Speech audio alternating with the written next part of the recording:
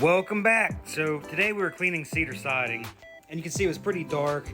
When they seal it, the sealer oftentimes has a little bit of silicone in it. The silicone is like a breeding ground for algae, black algae, moss, what have you. Plus it's wood, it's porous, it's going to retain water. If you have any issues, like especially like down around the gutters and downspouts, it's going to have moss and lichen and what have you. So how we clean wood is typically we will go in with, I X-jet it. I use an X-jet with 2 cups per gallon of sodium hydroxide, and I mix it with half water, half sodium hypochlorite. So I mix it in a bucket and then dump it into the X-jet bucket. Why? Because this way you get the sediment out of it before it gets in with the X. It doesn't clog your stuff up basically.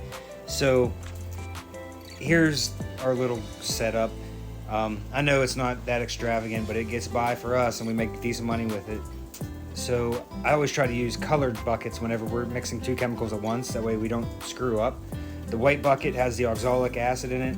The red bucket, the sodium hydroxide with the sodium hypochlorite and water. And basically the same thing. I do about 3 cups, since we're X-jet, and I do about 3 cups per gallon of water of oxalic acid.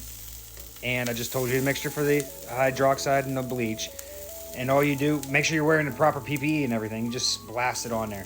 And you can see here, this is real time. It's not coming off that well on this corner. A lot of the corners of this house, it came off super easy because it wasn't that bad. This corner is bad. This side is bad. This is the shed. And what I'm going to do here is just squirt it on real quick and let it set for a second. It's going to work its way in. And then I basically kind of like just soft wash or slightly pressure wash with the chemical coming out. That way it's getting rid of all the, it's helping me just eat through all the stain, all the algae and organic growth, and it just makes my job simpler. And then we put the oxalic on. So here we're putting the oxalic on, and you can see it's still black as can be, and it's black when we left. Don't get threatened, because oftentimes this stuff will stay black when you have something that's been sealed and it has that silicone and everything housing all that organic growth. It's going to be black when you're done spraying, after you're done rinsing, when you leave. The next day, come check it out. You might have to do some touch-ups, but for the most part, the next day, it is just bright. And I didn't get any pictures because we just did this today, but I'm going to take a picture tomorrow. You can see it's starting to lighten up pretty dang good there. I'm going to take a picture tomorrow, and obviously we wet down all that vegetation. But I'm going to take a picture tomorrow and share it with you guys. If you guys have any questions, feel free to reach out to me or check out Bleach Bandits on Facebook. It's a group.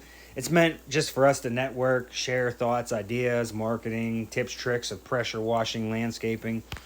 And you can see here, obviously, it came out pretty dang good. Here's a before and after picture. And check us out, Bleach Bandits. Let's network, guys. Teach me, I teach you.